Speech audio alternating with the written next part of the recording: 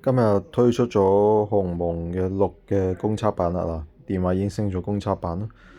電腦咧就係 beta 粉絲版嘅，花粉 beta 版就唔係公測版嘅，但係都冇問題啦，都唔係 developer 可以公開展示俾大家啦。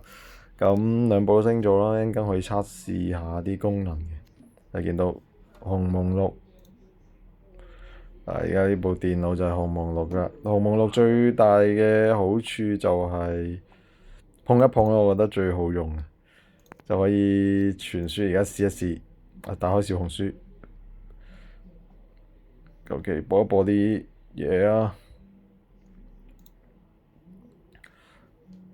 當你碰一碰啊，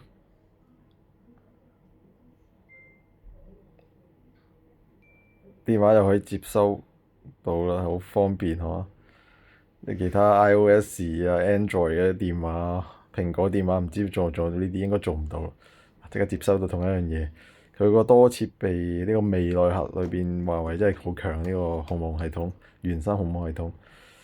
如果唔係你又要好多咩分享傳輸，又要 SMB 啊、300嗰啲傳輸啊，又要咩蘋果點樣拖嚟拖去啊，咩分享又成，碰一碰搞掂。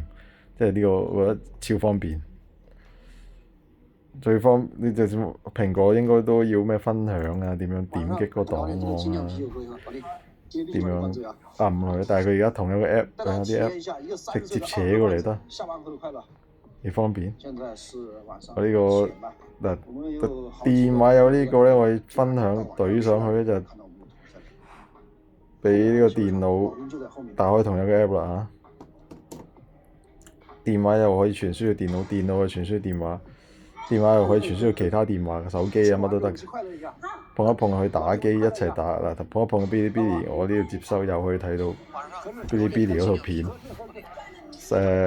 有啲功能就係傳送紅包又得，碰一碰啊，打機又得。